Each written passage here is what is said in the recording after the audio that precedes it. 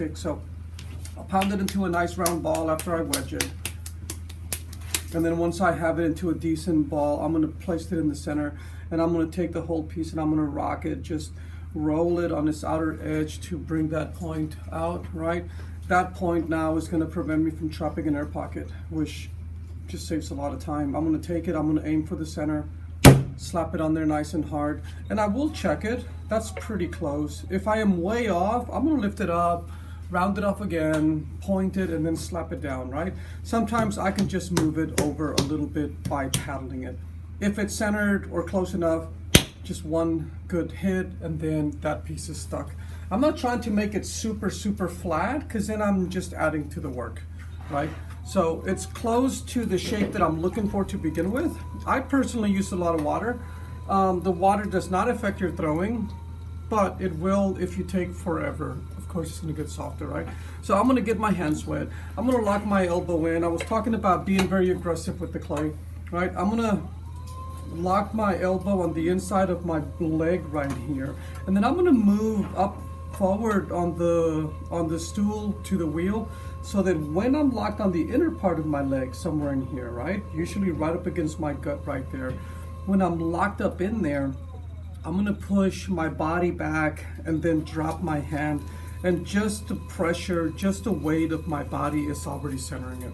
Okay, so I do use my body quite a bit. So I place it, push my body back, I release the pressure, it starts working.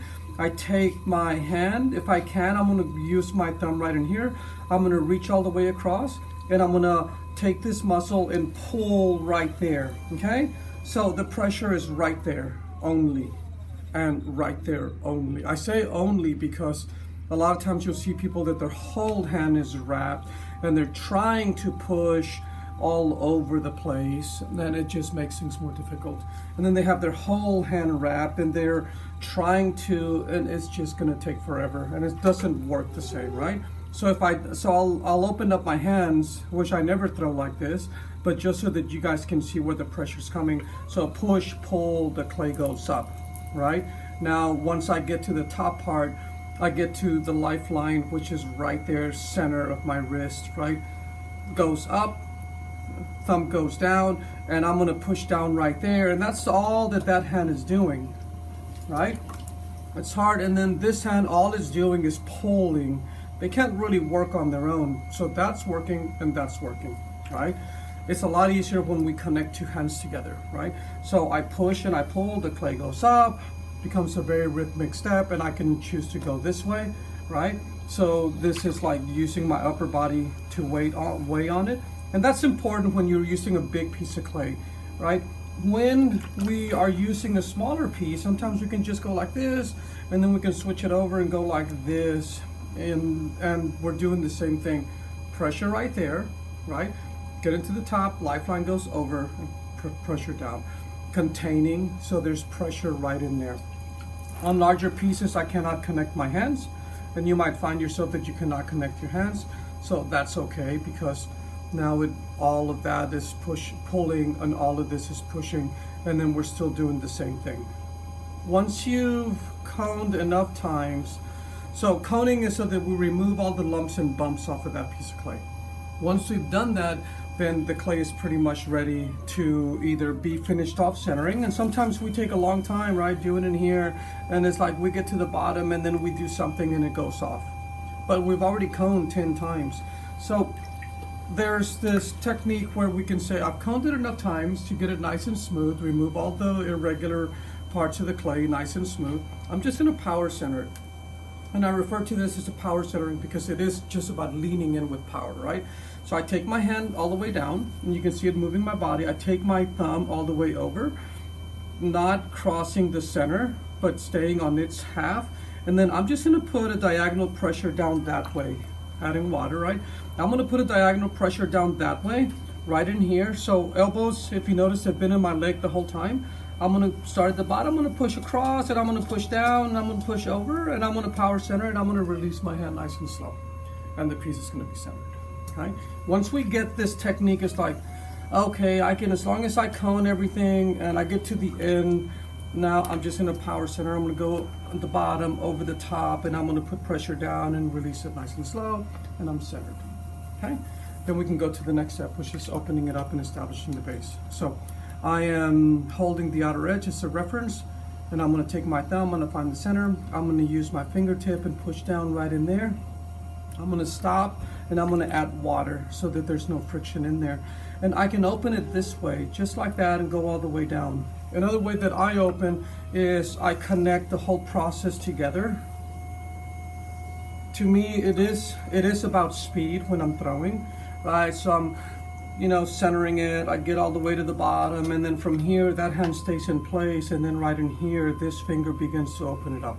So that hand stays in place. So you think, well, it's about the same thing, and I think, yeah, I just saved 4 seconds, right? So I think of it like that, and then I get all the way to the bottom, right? In this case, this hand is positioned perfectly. I'm gonna take this thumb and I'm gonna pull across. This is containing it on the bottom, putting pressure over, putting pressure down, finger all the way to the bottom, pulling to this part of my wrist. So it's pulling to that, not over here, because we're going to throw it off center. It is always going to be pulling directly, and I'm going to establish the base right there. Once I've opened it up, I'm going to come back and clean it up if I know that it's a proper thickness, right? And in this case, it is a proper thickness, but you do want to check. Needle tool all the way to the bottom. It should stand by itself, right? Take your fingertip and then just slide it down, all the way down until it touches the clay. Take it, hold it with your thumb, lift it without moving, and say, yeah, it's 1/4 inch, okay? So that's what we're looking for right there. Patch up the hole from the outside in, compress it right in there. Compression is important. This prevents the piece from cracking at the bottom. It also allows you to make it nice and even, nice and flat, okay? Nice and smooth if you choose to, or nice and clean if you do it with the sponge. So now establish the base. Now I'm gonna come to my first pull.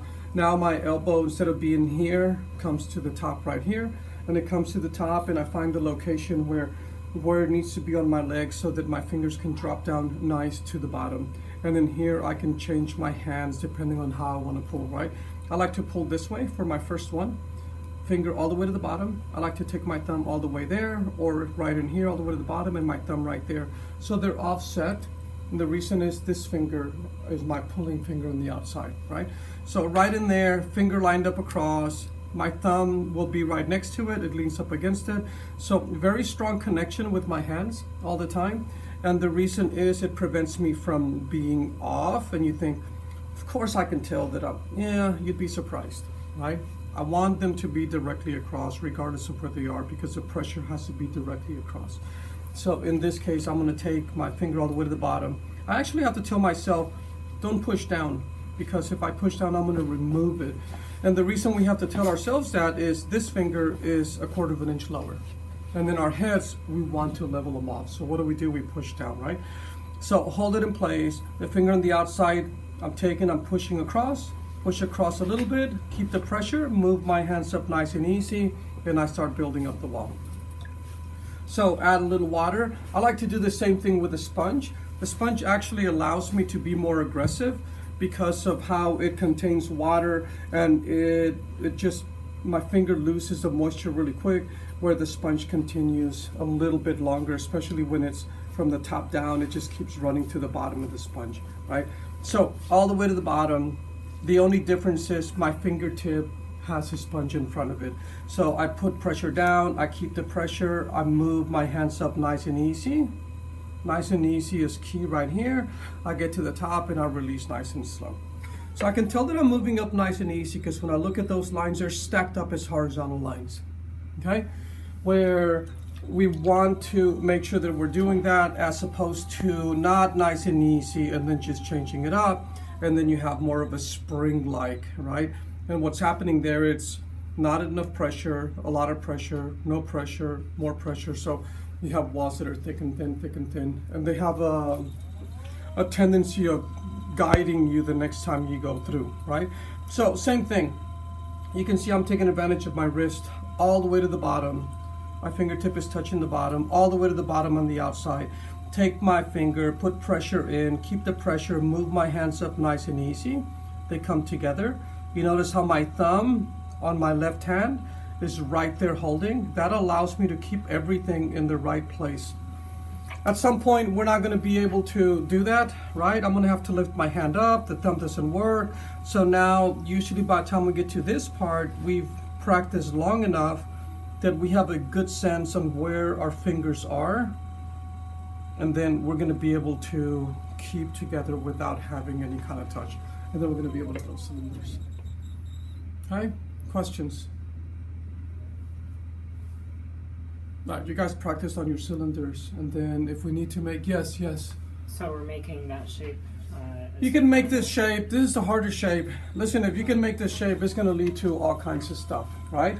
Because from this shape, I can keep it simple. I can just hold the top, and I can take my finger to the bottom. If I have enough clay, this shape becomes a vase, right? Or if I still have enough clay, this shape becomes a bottle. So that's why we're shooting for this shape first. Or if we have enough clay, this shape becomes an egg form, becomes a sculpture now. That's why ideally we start with a cylinder. Okay? All right, you guys work on your cylinders, and then we'll see how much you have left over on whether we make anything. Wow, I can't even make a bowl. Okay. And it's back to a bottle.